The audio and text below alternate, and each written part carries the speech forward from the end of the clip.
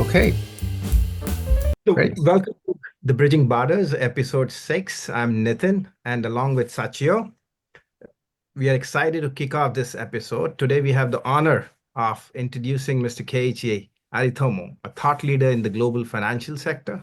Mr. Aritomo is the chairman of the World Alliance of International Financial Centers in Belgium and the co-founder and executive director of FinCity.Tokyo, which is dedicated to positioning Tokyo as a leading global financial hub. He brings a wealth of experience from his time as a partner at McKinsey and Company and Deloitte. Beyond finance, Mr. Aritomo is a passionate advocate for integrating art and finance, spearheading World Alliance International Financial Center initiatives to bridge these fields and foster more inclusive financial centers. He holds an MBA from the University of Warwick and an MSc from Nagoya Institute of Technology, specializing in urban transportation planning. We are truly honored to have you, Mr. Aritomo, with us today to share your insights. Uh, a humble welcome on Bridging Border Episode 6. Thank Thank you you very very much much, for Mohan. having me. Thank you, Nitin. Thank you, Sachio. Thank you. Maybe I can, start representing you as Keiichi-san in a Yes. Japanese way. Yeah. Maybe we can Yeah. start with Keiichi-san that if you can talk about, a challenge because you have illustrious career. When I was along with Sachio looking at your profile, it's an illustrious career crossing from, reaching to the pinnacle of consulting, being a partner in two top, consulting companies. You must have faced a lot of challenges in professional life.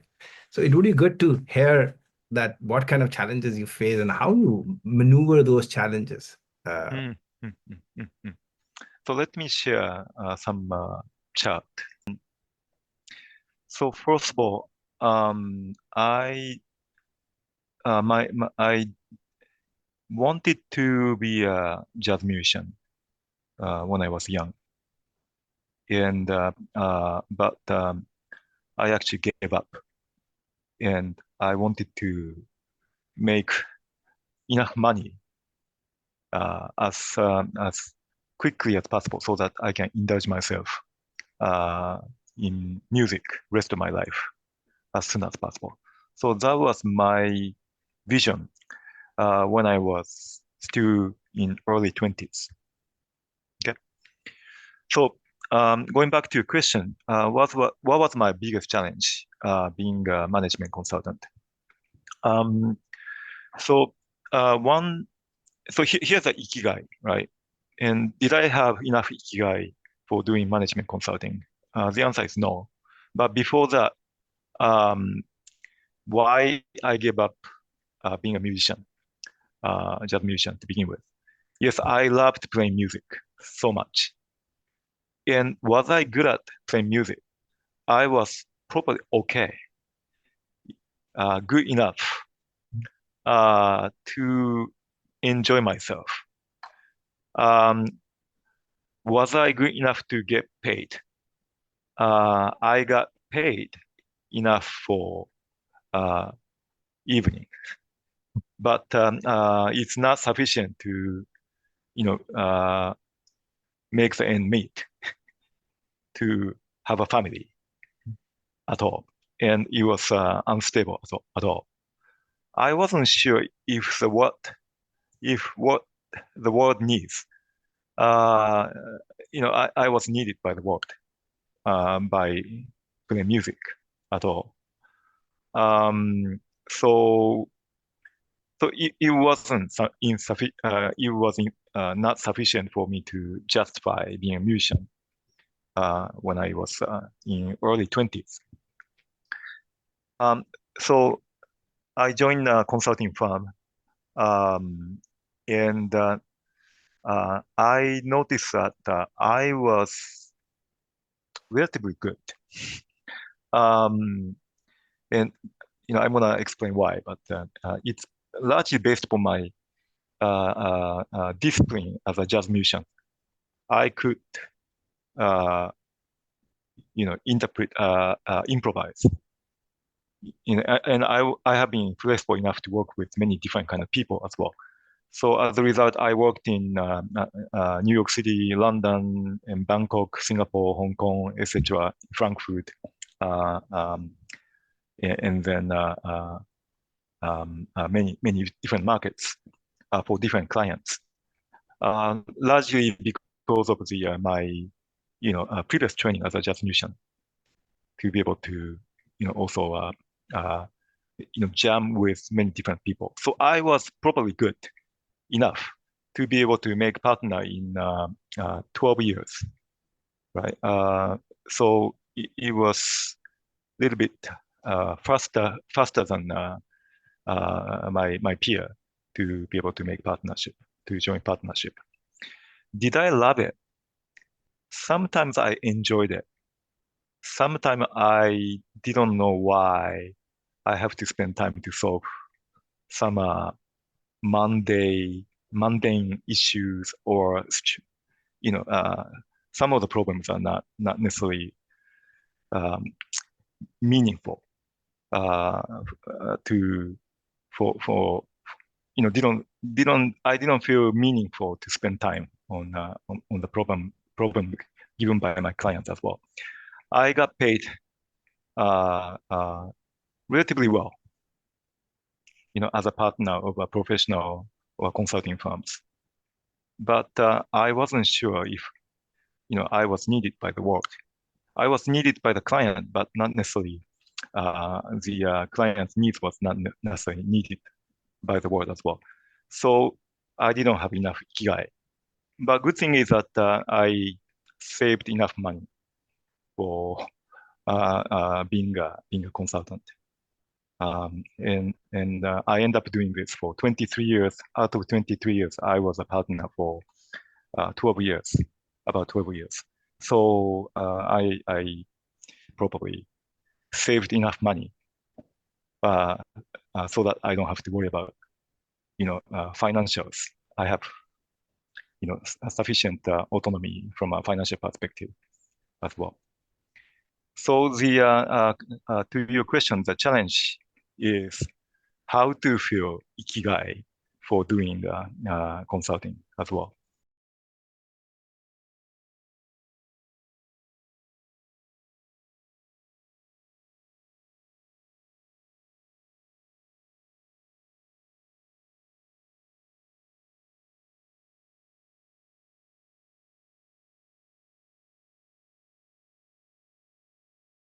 So ikigai studies from Okinawa, and Okinawa has the highest, or also karate was studied from Okinawa as well. But Okinawa has the highest population of people above 100 years old.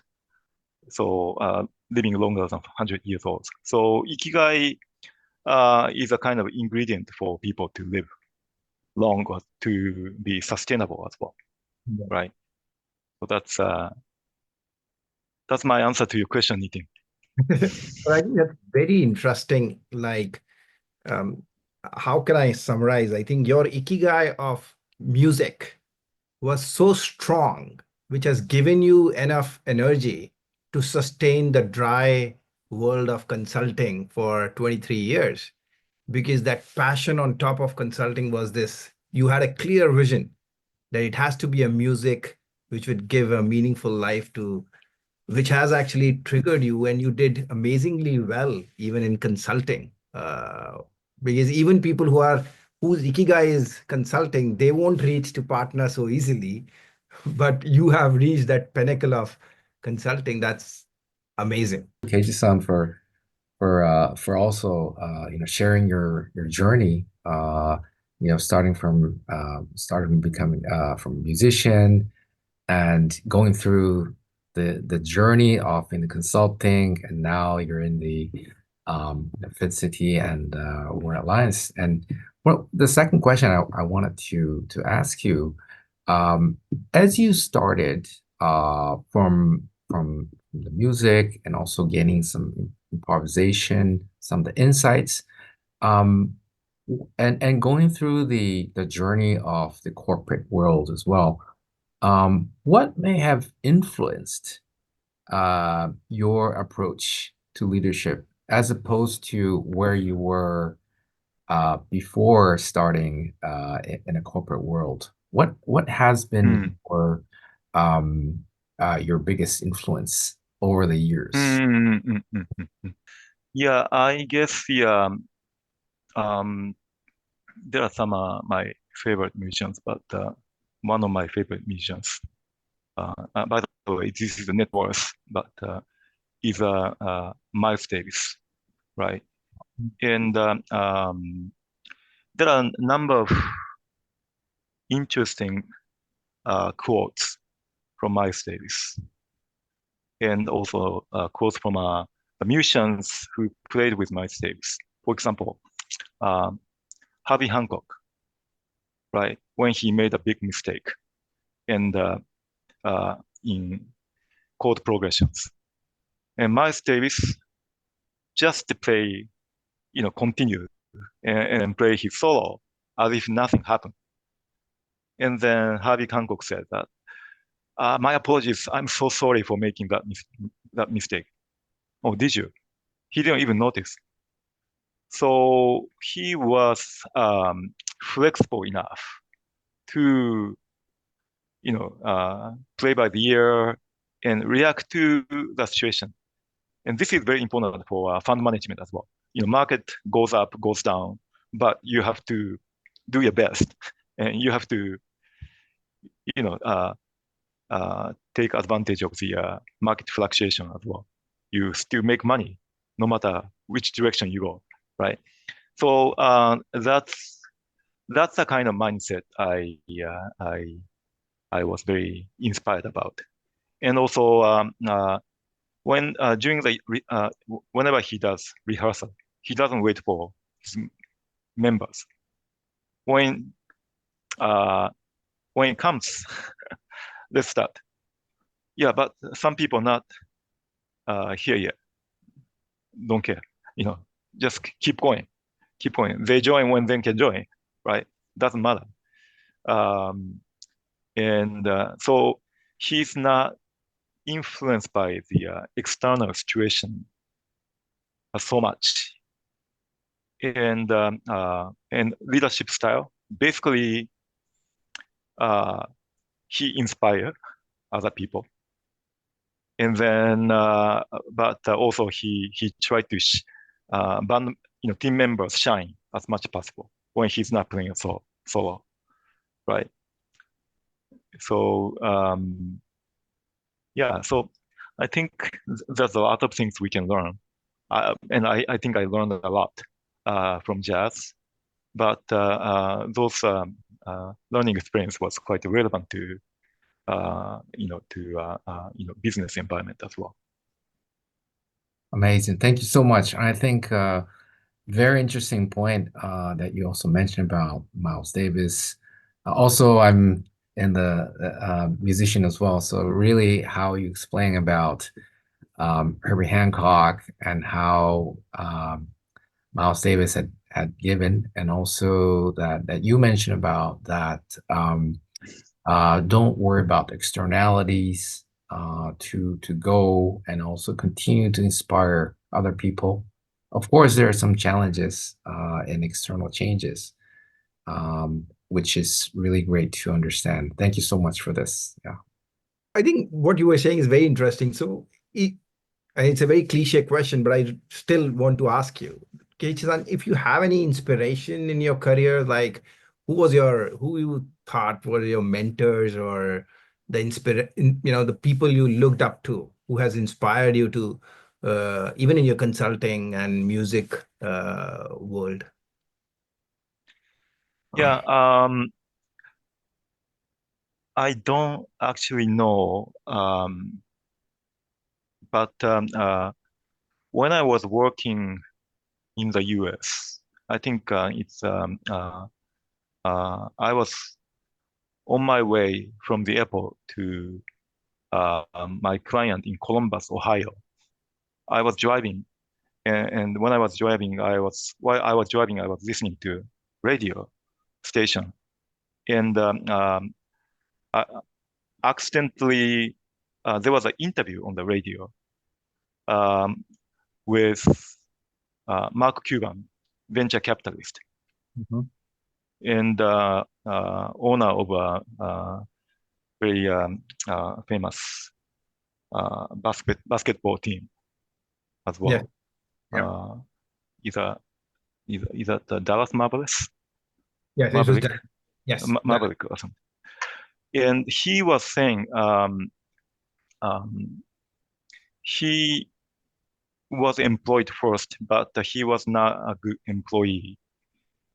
And but um, he started like helping small and medium company in installing some business applications.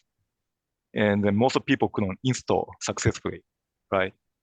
And then also he started teaching those small and medium enterprise executives and also employees how to use those applications.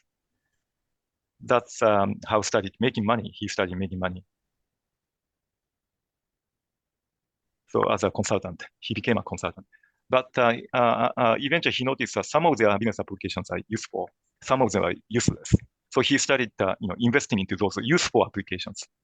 And then he made money uh, in investing. And he started advising people where to invest. And then I think he created some fund. Uh, and then he showed it some of the application which was not useful or user friendly, not user friendly, and some of the applications are user friendly, etc. So he took long position and then short positions based on his own experience, right? And then he made a lot of money, right? Etc. The story was long, and then but he said he wanted to only make $3 million when he graduated from college, and then and he tried to generate 5% return. In the US, it's not very difficult, right? Mm. Um, because economic growth and also inflation, etc. So 5% return is not a big deal, but still, he needs to be able to make sure that he can generate 5% return every year. And then he will also maintain his discipline to live like a student so that the cost of living is very low, right? So he said that was, I think, uh, still early 2000 or something. And if you have $3 million, generating 5% return, which is $150,000, which is comfortable enough. And then your cost of living is maybe $30,000. So you still have $120,000 to enjoy yourself. So that was what he said. So do whatever you need to do to make $3 million first. And then after that, you don't have to worry. You don't have to work for anybody. So that's what he said. So that was quite useful for me. Of course, I tried to save $3 million, but because of inflation and because and then cost of living in New York City was so high, right? So I realized that $3 million was not sufficient, right? But but still, that was a kind of basic concept to be able to have some enough AUM, asset under management, and then you have sufficient financial literacy to be able to generate stable return out of investment, and then uh, you stay humble. Don't upgrade your lifestyle too much, right? So that you don't have to worry about anything, right? And you don't have to do what you don't want to do as well. So you can have ikigai. So in this sense, he was talking about ikigai without saying ikigai as well. Yeah, Yeah. that's So that's very interesting to create that, buffer to survive first so that you get a financial independence and then yeah, you yeah, follow your ikigai, the passion rest of your life. right. That's a very good, the life uh, juggernaut basically for our audience to hear that. That's amazing. Yes. And I guess that This is a slightly also different topic, but this is actually a question uh, with regards to global business. And I think Keiichi-san, I think you've been really successful, shifting careers and also being very successful as well. Um, at the same time, there's also the people in Japan as well. They're trying to figure out what role to play in terms of to how to become a global leadership like you. Um, what advice would you give to the other business leaders, maybe perhaps to people who are working in Japan or other countries moving forward from your takeaway? Here's one comparison between Korea and Japan, right? Um, um, obviously, South Korea has already twice as much investment into startups vis-a-vis Japan. Of course, US is so much more, 20 times more, something. But we don't have to compare with the US. Uh, we have a neighboring country named South Korea, which is as democratic as Japan, right? We don't have many democratic nations in Asia. India is a different animal as well. Um, and then they have, constantly twice as many as unicorns in the market. And interestingly, GDP per capita between South Korea and Japan are similar. However, after PPP, purchase power parity adjustment, they have already surpassed. And they have surpassed Japan a long time ago for white collar laborers. Still, Japan has productive blue collar labor forces, right? And then they have more serious fertility issue, right? So that's two similar, economies and neighboring. Japanese tend to forget our neighbors and always looking into United States or Singapore, like, Sachio, you are based in Singapore. But we have more relevant neighbors. The biggest difference is here's a K-pop artist by country, streaming. Their, target market, biggest market is not Korea. They have sizable market audience in the US and Japan as well, right? So the point I'm saying is Japanese tend to try to succeed in Japan first before going global. But this is not necessarily always helpful for Japanese. Luckily, I started working for global companies and studied outside of Japan. So my operating system was not for Japanese market to begin with. You cannot change your OS in the middle easily. It's a completely different operating system, right? And the reason why I'm saying is here's the Japanese market right now. So former Prime Minister Kishida launched the startup enhancement 5-year plan back in 2022, right? And as a result, we have quite a few entrepreneurs in Japan. I heard that 30% of people graduating from University of Tokyo are trying to launch their own businesses, which is very different from a decade ago. They are supposed to work for central government or mega banks or Yes. large corporates, right? But they are launching businesses, and we have many VCs. However, based upon my interview with both VCs and also entrepreneurs, oftentimes entrepreneurs are told by VCs, well, before going global, you need to make sure that you will get listed at Tokyo Stock Exchange first. And then, grab sufficient market share in Japan.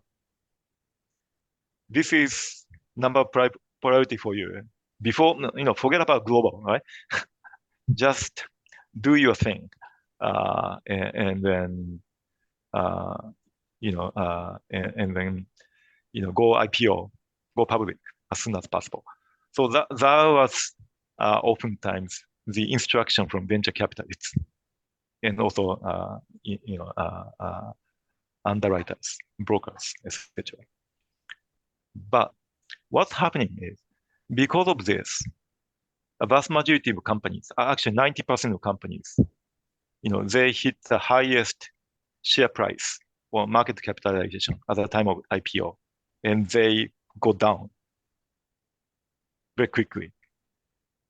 We have 3,951 companies listed. Quite frankly, 3,500 companies are in this valley. They cannot grow. Here's another trend I can show you. We often say, yes, our stock market is great. We hit a record high. Since February of this year, we hit record high a number of times, right? Nikkei is doing great. But growth market, represented by microcap, are not doing well. They are not growing. Growth market is not growing as well. Only Nikkei stock average is largely driven by top 30 corporates. We have 3,951 corporates at Tokyo Stock Exchange, right? So don't be fooled, right? We have many, many companies not growing at all. And then another thing we shouldn't be fooled is, here's a US dollar-based Nikkei average. Highest point was, early 2021, right? Because for the top 30 companies, multinational companies, it doesn't matter yen is strong or dollar is strong or euro is strong. They, it's just like an appearance or translation into Japanese yen. It has nothing to do with their fundamentals, right? So I guess the point I'm making is, Japan is still sizable as a market. And so we tend to believe that we should succeed in Japan first. But this is not the case. Japan is shrinking, population is shrinking. And whole economy is not growing, in fact. So like Koreans, South Koreans, it doesn't matter for them how successful they are in Korea. Market is not sizable enough to compete. Yeah. So I think your question is, how, I would recommend to young people to succeed globally. You have to, I guess, the point I'm making is, by accident, I didn't try to succeed in Japan. And probably I wasn't successful if I stayed in Japan. But, Japan is small. Japan represents only 4% of the global GDP. So don't worry too much about 4% of the GDP, global GDP. You have to go after a bigger target market, addressable market. That's very, Yes. interesting, the remarks. Keiichi-san, I have a connected question. What do you think? Is it a mindset issue that people, because they are more insular, not having that much of global exposure, they think, or is it the communication language barrier which stops them, because it's much more easy to target Japan market. They know Japan market. They don't know global market. There's less bilingual workforce existing in Japan who can help them to grow outside. Like, what do you think is the trigger? I think it's largely because of the um, I guess the education. Mm. I was reading one musician's article. I forgot the name of this lady, but she studied in Japan at art school, and she was supposed to play like her instructor, right? And then her goal was to be able to play as good at her instructor. But when she learned at Juilliard, the professor asked her, "How would you like to play? How would you like to perform? What's your vision?" So more like a independent thinking training, right? Instead of like mimicking and also following instructions. So I don't think it's matter of language as well. Another thing is we have a different project named Disclosure G. G stands for Global and Governance and Green, but um, we are a bit challenged in this initiative. Increasing number of people are launching business in Japan. And they are trying to address social issues, right? But for some reason, uh, you know, their goal became IPO, Tokyo Stock Exchange listing, and highly encouraged by venture capitalists and brokers, investment bankers, and lawyers, accountants, etc. Everyone is helping them to go IPO, go public, right? And then because they are so small, they don't know how to engage international investors. Mm. And even though their initial objective for launching business was to address social issues, they don't know how to engage international investors from an ESG perspective because they don't know the international accepted framework and the jargons, etc. ESG is very jargon rich, and it's kind of onerous to also put together ESG reporting as well. So we decided to help 15 companies 3 years ago in their disclosure or investor engagement. Because they cannot engage international investors, they have low corporate value and low liquidity, right? So that's why they are stuck at that death valley, as I described. Mm. Now, we have been helping many companies, over the last 3 years, right? As many as 45.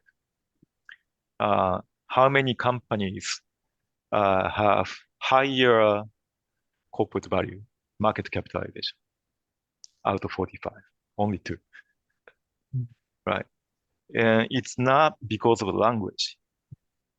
Even in their own mother tongue, which is Japanese, Mm. they cannot, communicate their growth story in a compelling manner. Mm.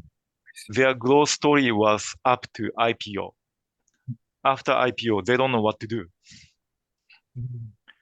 So, to your question, is that a culture issue, language issue, mindset issue? At least it's not about proper language. Mm. It's probably aspiration issue. Mm. They had very good aspiration at the beginning, but aspiration got downgraded by the time of their IPO, Mm. right? Mm. So I guess, yeah, we have to inspire young people Mm. to maintain higher aspirations. Yep. It's really amazing point that you made. And I guess that maybe just kind of going back to what you mentioned about, for example, some of the jazz musician as well, like Winston Marsalis. I remember that, he's being capable of also being a jazz musician as well as classical musician as well.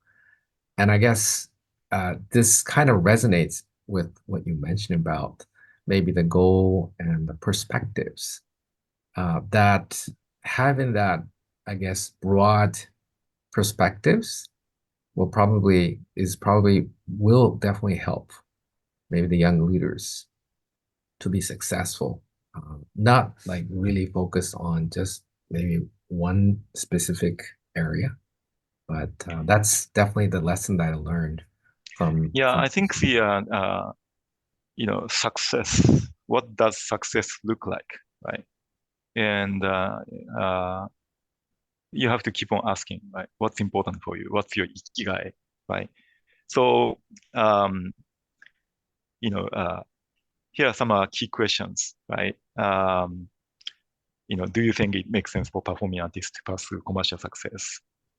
And then in order to succeed, should performing artists be more entertainers than artists? Uh, I guess um, most of the financial success musicians are quite versatile, right? So here's wealthiest musicians in the world, and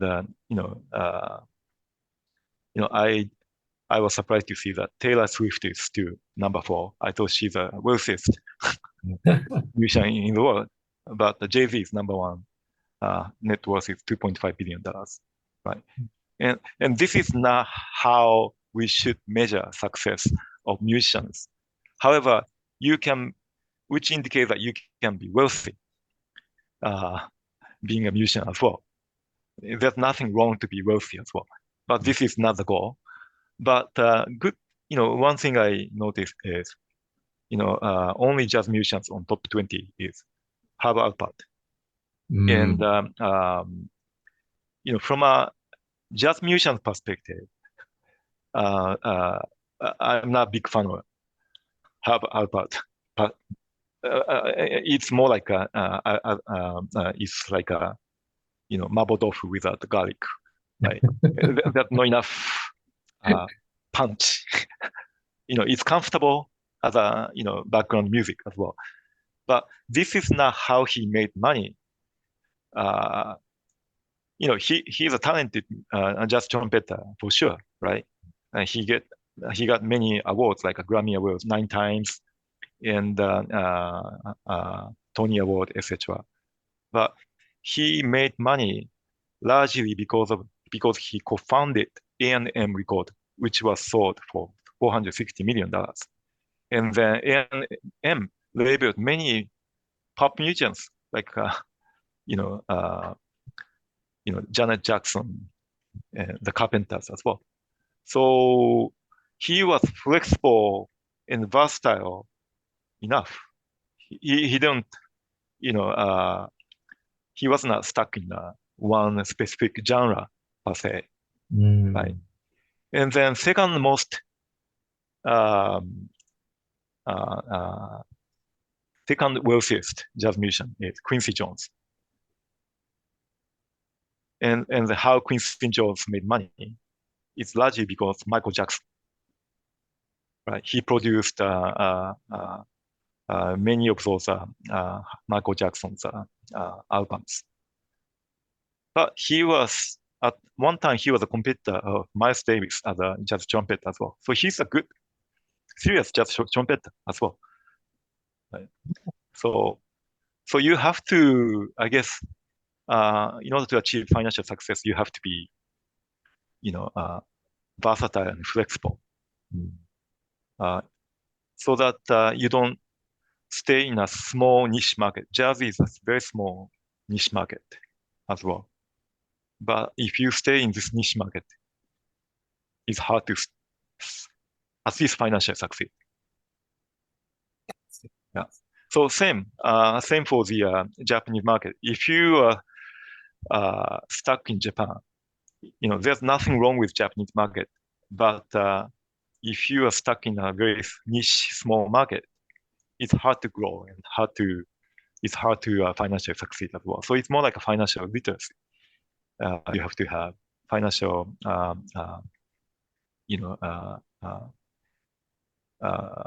decision-making process.